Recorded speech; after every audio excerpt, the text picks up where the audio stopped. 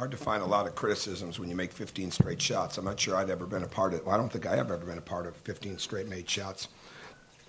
I know in the 2003 NCAA tournament in the old RCA Dome, my Marquette team made 10 straight in overtime against Missouri in the final 32, and I never thought I'd see that again. And different environment, different time of year, but 15 straight's pretty impressive. But I think it came because of really good movement of the ball. And our spacing was much better tonight than it was on this past Friday night. Our defensive energy was really good. Even when we made mistakes, we played with energy. We probably gambled a little bit too much, a little bit too reckless. There's a give and take to that. We had 14 steals, which is big for us. We had 57 deflections, which is big for us. But at the same time, we gave up too many points in the paint. And that combined with us giving them the ball back. And then we didn't capitalize on the turnovers we took from them as much as we need to. So, answering my own questions, we're finding the criticisms right now. But we can get a lot better. I have no doubt about that. We can get a lot better on both ends. And we can get even more consistent depth as we go along. And the good news is that we continued to play hard, and we played at a much more efficient clip in the second half. And that's what you want to do. You want to improve while you're winning. So fortunately, that's what happened for us, and that's what we've got to continue to strive for. First question? I guess to talk about those points in the paint, but then at the same time, those steals, it felt like they were getting in there easy sometimes, but then some of those turnovers you were creating when they got the ball, and they were feeding the transition better. I mean, how much is that a teaching point? How much is that just kind of the way the ball? Well, we want to have great activity. We got to have better rim presence, and we know that. And we're trying to adjust to the rules. I thought tonight a little different feel to it even than on this past Friday night, and that's all part of everybody getting used to it. It was a very physical game tonight, and we want to make sure that we're not. We had some fouls in the front line. I thought Thomas worked very hard down low. Thought Max did an excellent job. We've got to do a better job defending high load and not let it in as easy as it was. And at the same time come with our digs, and we rarely haven't put a double scheme in yet, but to build it with coming down and being active on the ball. That's what you want. You want to make it really hard for them to get a clean look. Once they're inside, you want to make it hard for them to have a clean pass. And there were times we didn't do that, and they did an excellent job of playing to their strength, which was not only the high-low game, but movement. They're very, very quick. We knew that Friday night's game, so we showed so little of.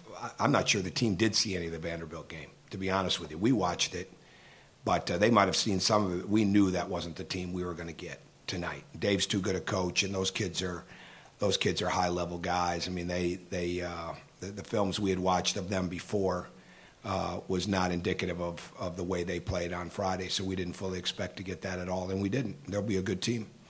But for us, it's just continued building that level of half-court defense to where we make it harder for it to go in. Alex, how much was the 15 straight shots? How much was the ball really key in producing that? Well, I was oblivious. I knew it was going in. JD said something late there, and Jade about the shooting. I didn't really realize it. So that part will be fun to watch. But it was a lot of that. It was the break. It was getting some really good looks on the break. They were playing very loose. But effective and efficient. Loose and reckless is bad. We got that a little bit in the first half, with some of the turnovers. But loose and efficient and really utilizing the whole court is where we're at our best. And that was a product of that. Mike, did you get a good look at Nick's finger? Crowd seemed to...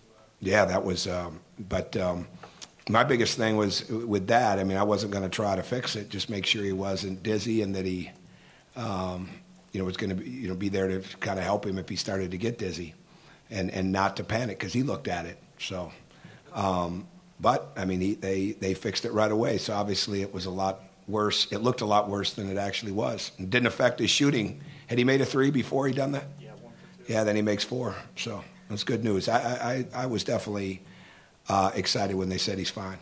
So we don't want to lose him. We don't want to lose anybody, but we don't want to lose that guy. Hey, Coach, and talk about turnovers, and Thomas Bryant, without a turnover, played the 4th most minutes on the team, and also was at the right place at the right time on other deflections that may have went the other way. So Your thoughts on his progress? I thought he made good progress. I probably played him a few too many minutes to where we wanted, and I definitely played James a few too many, but not because they're not deserving, but just in the whole managing of minutes.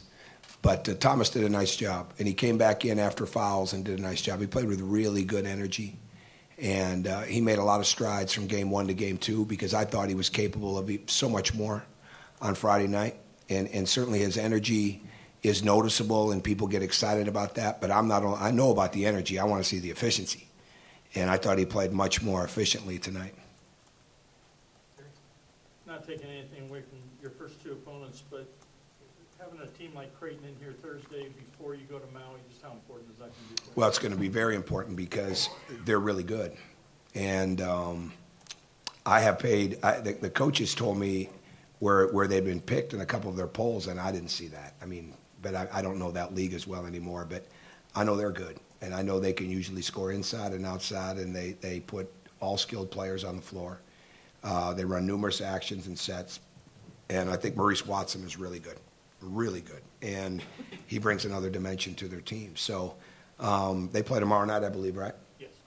So we'll have a chance to study more of the films. The coaches are way ahead on that. I did a lot of work, or my personal work in the summer, but now it'll be a matter of going back and digging back into that and figuring out the best way to play them. But they will come in here with a great mindset, like they always do. They'll come in here physical, and they'll come in here really believing that they can make shots.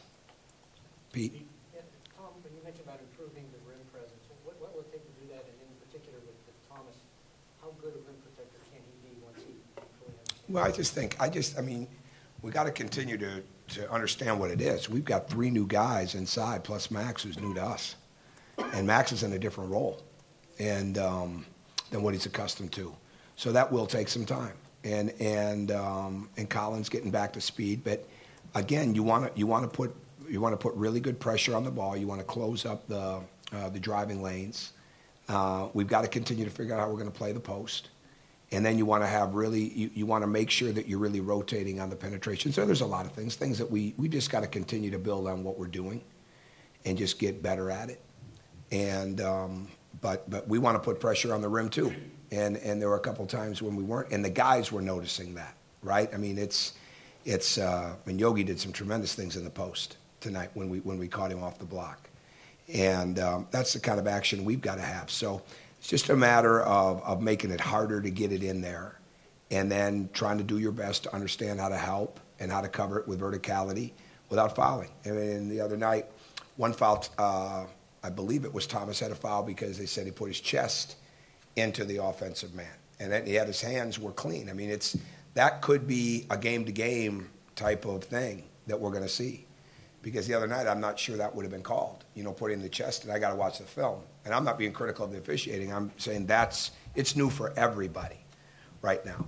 So one way to take away some of it will be to play more zone. But right now, that's not what we want to do. Right now, we want to get our understanding of how to move our feet and keep our hands outside of our body and get our verticality right and get our help right. Mike? How beneficial is it to you when you're talking about 3 new players in the system to have a guy like Yogi that can really control the tempo and really control the game? Well, that's part of it, but I think what's really been good is the way they're talking in practice. And Troy stopped practice the other day, or asked to stop it. And then one time I think he just stopped it, which was pretty good because he'd never done that really before. Maybe 4 times in a 2-hour practice to make points. And then you start to realize, like, Troy's one of your veterans. So the more they talk, especially defensively, the more they help reinforce what works, what we're trying to teach them, but what they know works, the better it is.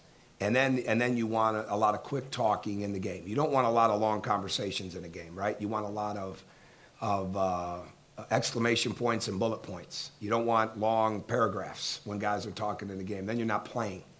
And I think as that continues to get better in practice, it'll continue to manifest itself in the game. So, but when it comes to your question about the pace and tempo, that's where James comes in too. That's where Rob comes in. That's where Troy comes in with as much as the ball is in his hands, decision-making constantly.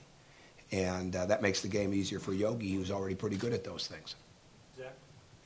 Kind of a backwards question, but you talked about with turnovers, and forgive me if I was misunderstanding, but it's sort of the line between reckless and efficient. Sure. Is this a team with the experience it's gotten? Obviously, when we talk about 16 made threes, 15 shots in a row, the potential it has to just kind of be explosive where you let guys maybe take chances a little bit more sometimes? Yeah, I just think it's the reads. I think it's to me, it's like we've had a couple of these now.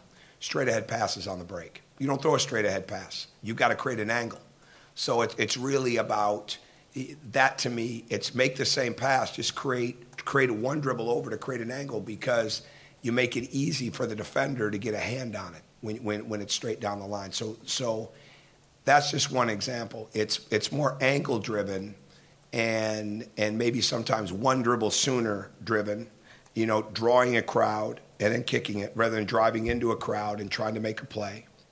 But we spend a lot of time building our mindset of attacking. And so we just want to be critical of when it was an obvious poor decision.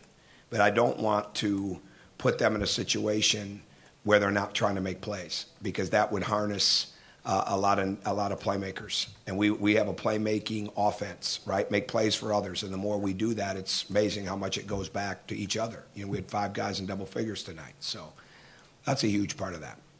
Okay, Coach, thank you very All much. right, thank you.